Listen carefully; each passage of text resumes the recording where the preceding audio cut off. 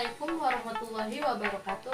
Hai teman-teman. Nah, di video kali ini kita akan membahas tentang konsep mol dan reaksi pembatas menggunakan prinsip hukum dasar kimia. Di video sebelumnya kita sudah membahas konsep mol dan reaksi pembatas. Nah, untuk lebih jelasnya, terlebih dahulu kita akan membahas 5 prinsip hukum dasar kimia. Nah, yang pertama yaitu ada hukum Lavoisier atau hukum skala massa, yang kedua ada hukum Proust ataupun hukum perbandingan tetap, yang ketiga ada hukum Dalton atau hukum kelipatan berganda, yang keempat yaitu ada hukum Weierstrass atau hukum perbandingan volume, yang kelima yaitu ada hipotesis Avogadro.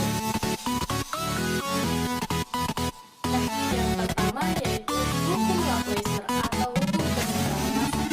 Sosok bernama Antoine Laurent Lavoisier ini merupakan seorang ahli kimia yang lahir pada 26 Agustus 1743 dan wafat pada 8 Mei 1794. Nah, melalui karya tersebut, Lavoisier memaparkan hasil penemuannya mengenai proses respirasi dan pembakaran yang terjadi karena adanya reaksi kimia dengan zat yang ada di udara. Lavoisier menyebutkan bahwa oksigen berperan besar dalam proses pembakaran.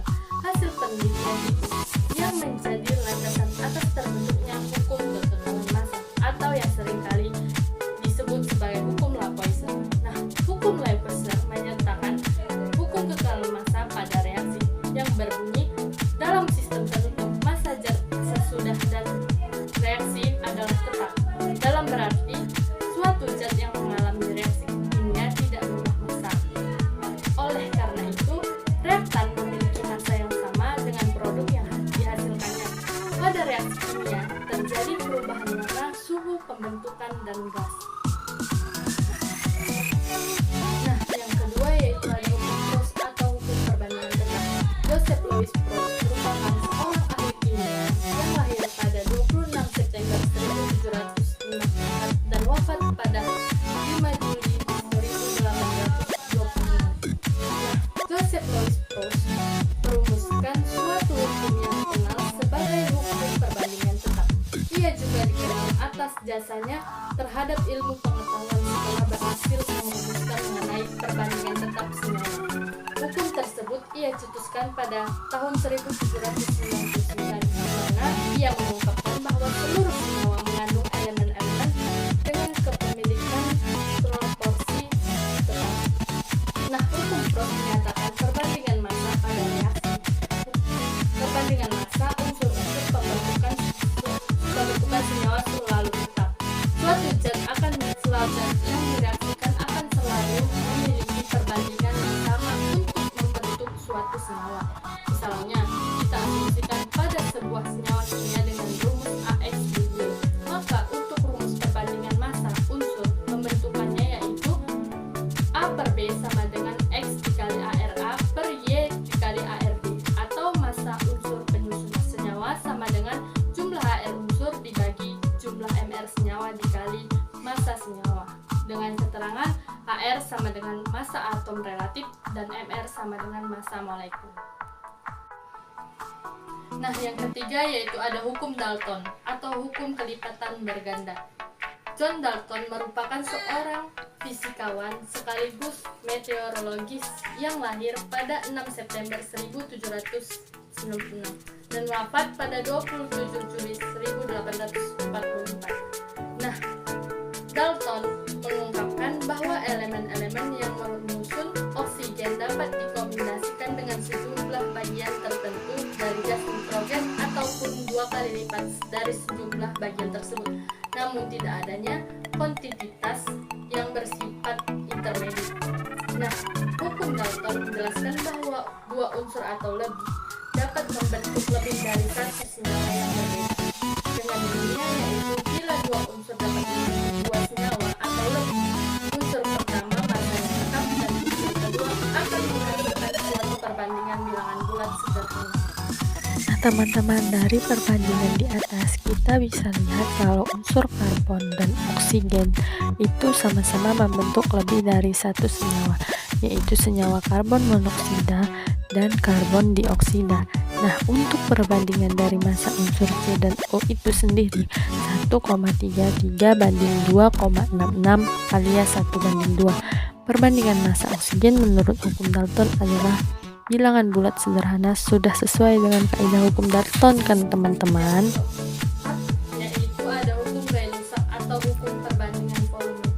Joseph Louis Gay-Lussac merupakan seorang ahli kimia dan fisika yang lahir pada 6 Desember 1778 dan wafat pada 9 Mei 1905. Nah, pada tahun 1802, Gay-Lussac mengakui hasil penelitian dari Jacques Westerles mengenai gas volume dan debu.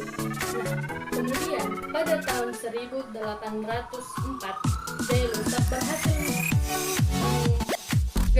berhasil menaikkan balon udara dan para ilmuwan yang lain untuk melakukan penelitian lebih lanjut terkait suhu, tekanan, serta kelembapan udara. Nah, hukum Gay-Lussac berhasil merumuskan pada tahun 1808. Nah, hukum Gay-Lussac menyatakan perbandingan volume atom-atom penegas yang bunyinya pada suhu dan tekanan yang sama. Volume gas-gas yang terlibat dalam reaksi perbandingan sebagai bilangan bulat sederhana. Dan yang kelima yaitu ada hipotesis Avogadro yang dikenal dengan Amedeo Avogadro. Ia merupakan seorang ilmuwan dengan fokus di bidang fisika dan kimia. Nah, lahir pada 9 Agustus 1776 dan wafat pada 9 Juli 1850. Avogadro dikenal atas kontribusinya terhadap ilmu pengetahuan terkait dengan hukum Avogadro, yakni sebuah hukum yang menyatakan mengenai hubungan antara volume suatu gas dengan jumlah molekul. Nah, hipotesis Avogadro menjelaskan bahwa perbandingan tersebut berlaku pula dalam molekul secara keseluruhan, yang bunyinya pada suhu dan tekanan yang sama, semua gas yang bervolume sama memiliki jumlah molekul yang sama pula. Nah, perbandingan volume gas pada kedua hukum ini merupakan koefisien dari reaksi tersebut. Mol merupakan satuan yang menunjukkan ukuran jumlah partikel yang ada dalam suatu zat apapun. Nah, nilai mol dinotasikan dengan L yang disebut sebagai tetapan Avogadro. L sama dengan 6,02 dikali 10 pangkat 23.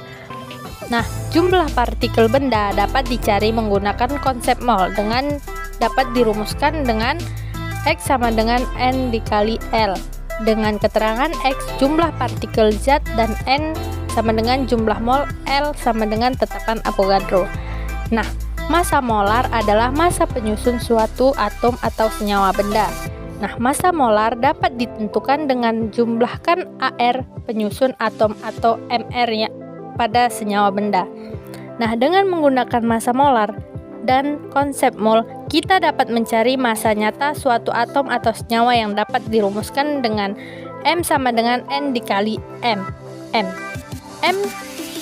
sama dengan keterangan massa nyata zat, N sama dengan jumlah mol, M sama dengan massa molar atau AR atau MR. Nah, volume molar adalah volume yang dimiliki oleh gas berdasarkan keadaan ruang yang ditempati gas tersebut. Nah, pada hukum Gay-Lussac dan hipotesis Avogadro telah disebutkan bahwa volume gas tidak dilihat dari jenis gas, melainkan keadaan ruang gas. Nah, nilai volume molar dalam kedua keadaan. Yang pertama, STP atau Standard Temperature and Pressure, memiliki keadaan dengan suhu 0 derajat Celcius dengan tekanan 1 atm. Nah, RTP yaitu Room Temperature and Pressure, yaitu memiliki keadaan dengan ruang suhu 25 derajat Celcius dengan tekanan 1 atm. Nah, volume nyata gas dalam kedua keadaan tersebut dapat dirumuskan dengan V sama dengan N dikali Vm, yaitu dengan keterangan V sama dengan volume nyata gas, N sama dengan jumlah mol, dan Vm sama dengan volume molar. Nah, apabila gas berada tidak pada keadaan standar atau STP maupun keadaan kamar atau RTP, dapat digunakan persamaan gas ideal yang dikemukakan oleh Gay-Lussac, yaitu dengan rumus V sama dengan nRT per P atau N1 per P1 sama dengan N2 per P2, dengan keterangan V sama dengan volume gas, N sama dengan jumlah mol, R sama dengan tetapan gas ideal 0,082 LATM. Nah, dengan T sama dengan suhu mutlak gas. Selanjutnya P sama dengan tekanan atau ATM. Nah, di sini terdapat gambar diagram konsep mol. Nah, di mana pada mol yaitu kita sebut dengan rumahnya dan di sekelilingnya ada partikel, massa, volume, dan molaritas. Nah, jika volume masuk ke mol, maka itu dibagi, dan jika mol masuk ke volume, maka itu dikali. Nah, pada massa begitu juga, jika massa masuk ke mol yaitu dibagi, jika mol masuk ke massa yaitu dikali.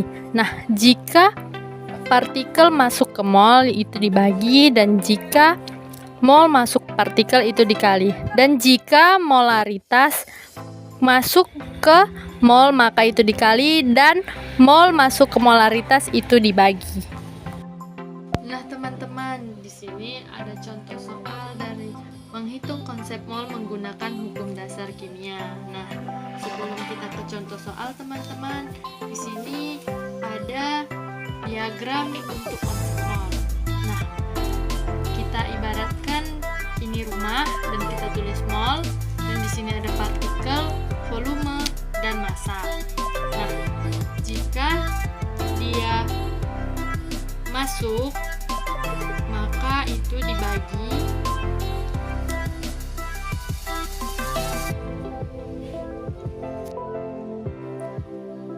jika dia masuk maka dibagi, dan jika dia keluar maka itu dikali.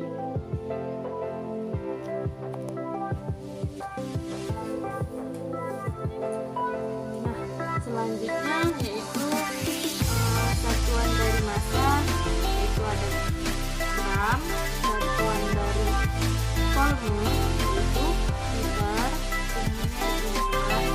nah, sedangkan partikel ini ada 3 bagian, yaitu ada atom, ion, dan molekul.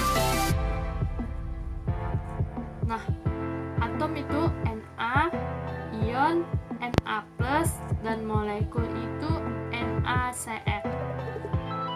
Nah, selanjutnya yaitu di sini ada AR pada massa dan MR. Nah, pada partikel yaitu 6,02 dikali 10 pangkat 23, yaitu bilangan Avogadro. Pada volume itu STP dan 0 derajat Celcius 1 atm. Nah, misalnya teman-teman ada H2SO4. Nah, berapakah atomnya? Nah, kita hitung ya teman-teman. Nah, di sini yaitu atomnya ada 7. Apa 7? Nah, di sini H-nya ada 2, O-nya ada 4, S-nya ada 1. Maka tinggal dijumlahkan ya teman-teman. Nah, selanjutnya yaitu kita cari H2SO4 ini terionisasi, yaitu 2H plus S2 SO4 2-. Nah, jadi kita cari koefisiennya di sini 2, S-nya 1. Maka dijumlahkan 2 ditambah 1 sama dengan 3. Nah, maka dapatnya ionnya itu 3 ya teman-teman. Nah, selanjutnya kita cari molekulnya. Molekulnya itu 1. Kenapa 1? Karena di sini tidak ada, maka 1 molekul. Nah, teman-teman, jadi dapat kita simpulkan yaitu mol sama dengan gram per AR MR sama dengan volume STP per 22,4 liter sama dengan partikel per 6,02 dikali 10 pangkat 23.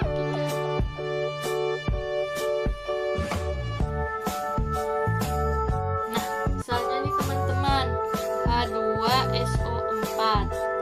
Nah, AR dari H yaitu 1, S 32, O sama dengan 16. Nah, maka kita cari MR-nya teman-teman. MR-nya sama dengan H ada 2 dikali ARH 1,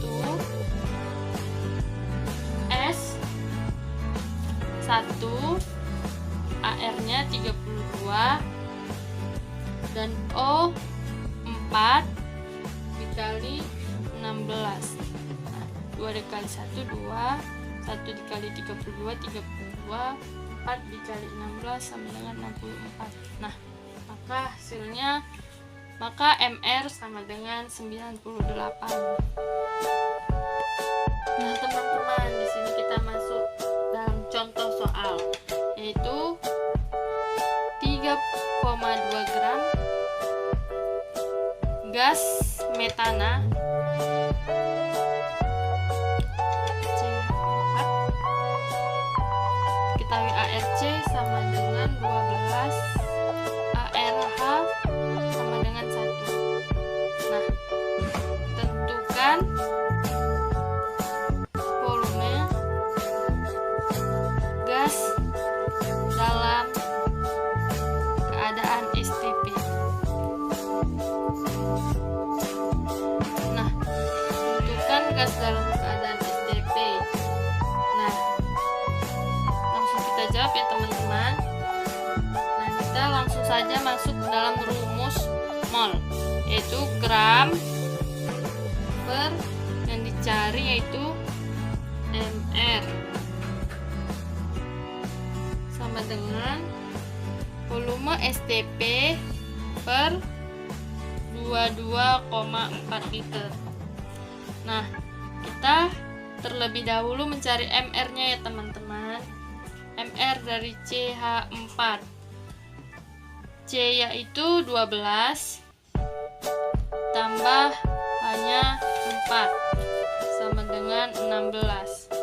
Nah, jadi langsung saja gramnya yaitu ada 3,2 gram bagi MR-nya 16 sama dengan volume STP yang dicari ya teman-teman per 22,4 liter. Nah, langsung saja kita jumlahkan 3,2 dibagi 16 yaitu 0,2 dikali 22,4 liter. Nah, maka hasilnya yaitu 4,48 liter. Di sini teman-teman ada contoh soal nomor 2, di mana soalnya yaitu 11,2 liter dalam keadaan STP gas SO2. Nah, yang AR-nya diketahui S sama dengan 32, ARO sama dengan 16. Nah, di sini teman-teman yang dicari yaitu yang pertama tentukan massa SO2, yang kedua tentukan jumlah molekul SO2, dan yang ketiga yaitu tentukan jumlah atom SO2. Nah, yang pertama itu kita cari massa SO2. Nah, kita akan memakai rumus ini ya teman-teman. Pi AR-nya kan sudah diketahui, yaitu kita cari gram per MR sama dengan volume STP per 22,4 liter. Nah, yang dicari kan masanya yaitu atau gramnya teman-teman, yaitu jadi gram sama dengan, nah kita cari MR-nya dulu teman-teman. MR 32 dikali 16 dikali 2 yaitu 32. Jadi 64. Nah, MR-nya itu 64 sama dengan volume STP-nya yaitu 11,2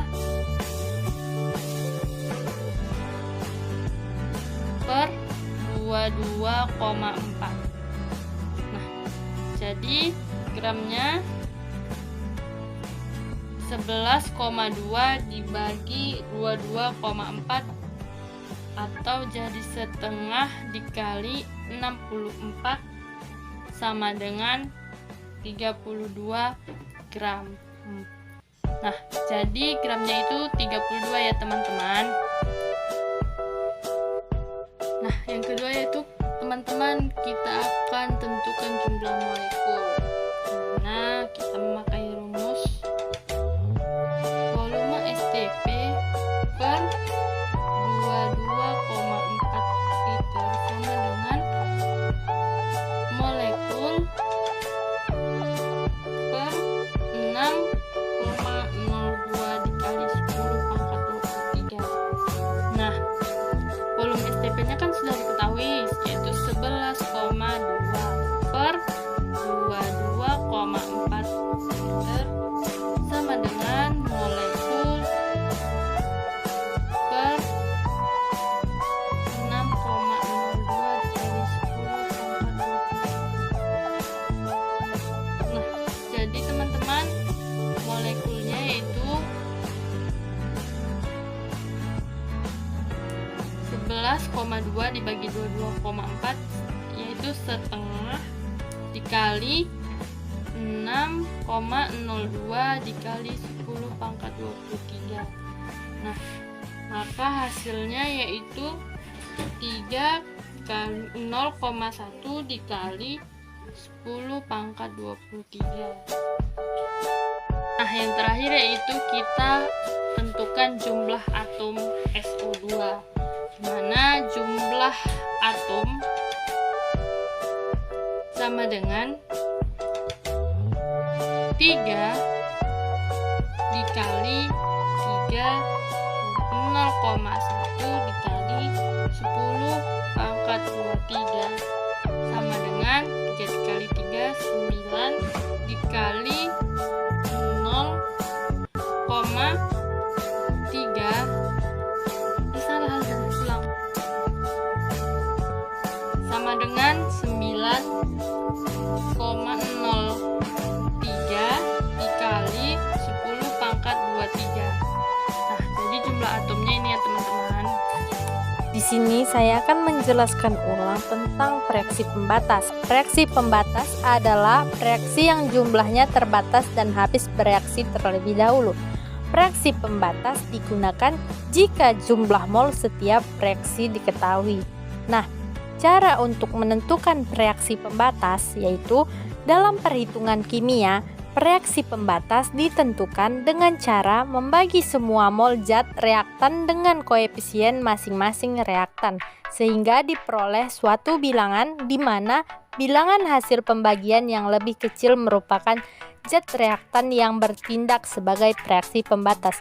Nah, beberapa syarat persamaan reaksi setara yaitu yang pertama, jenis unsur-unsur sebelum dan sesudah reaksi selalu sama.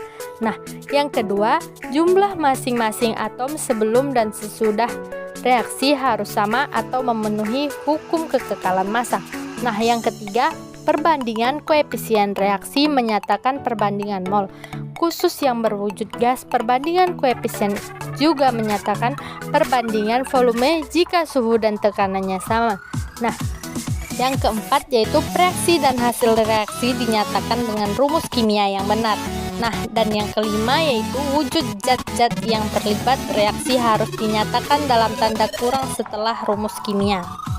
Nah, selanjutnya di sini ada contoh soal dari menghitung reaksi pembatas menggunakan hukum dasar kimia, di mana soalnya itu pada reaksi berikut 97,5 gram Zn direaksikan dengan 500 ml HCl 4M. Tentukan reaksi pembatas dan massa zat sisa. Nah, yang diketahui gram Zn sama dengan 97,5, volume HCl sama dengan 500 ml, dan MHCl sama dengan 4. Yang ditanya yaitu reaksi pembatas dan gram zat sisa.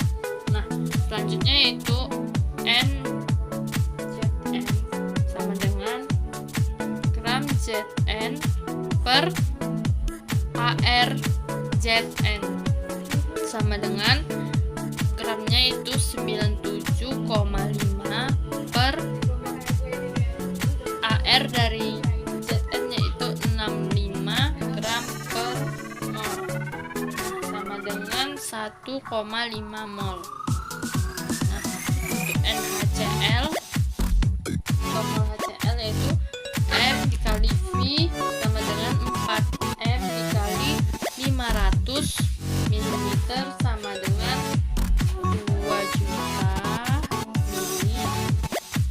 2 juta mol sama dengan 2 mol.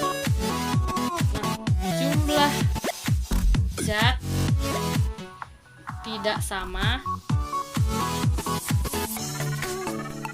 dengan perbandingan koefisien MZN pemasannya itu banding HCl sama dengan 1,5 per 1 banding 2 per 2 sama dengan 1,5 banding 1. Kita masukkan reaksinya Zn sama ditambah 2 HCl menjadi Zn Cl2 ditambah H2. Nah, mula-mula reaksi sisa untuk Zn nya 1,5 mol, untuk 2HCl nya itu 2 mol. Ini tidak ada. Nah, untuk reaksinya untuk Zn yaitu 1 mol, untuk 2HCl 2 mol, untuk ZnCl2 1 mol, untuk H2 1 mol. Jadi ini sisanya 0,5 mol. Ini habis, ini 1 mol, ini 1 mol.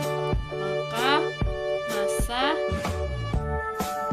Zn, massa sisa Zn sama dengan 0,5 dikali 65 sama dengan 32,5. Maka massa zat sisa Zn yaitu sama dengan 0,5 dikali 65 sama dengan 32,5 gram. Oke teman-teman, sekian dari pelajaran kita hari ini. Saya rasa masih banyak kekurangan yang saya sampaikan. Semoga video ini dapat bermanfaat untuk kita semua. Lebih dan kurang saya mohon maaf. Terima kasih telah menonton. Wassalamualaikum warahmatullahi wabarakatuh.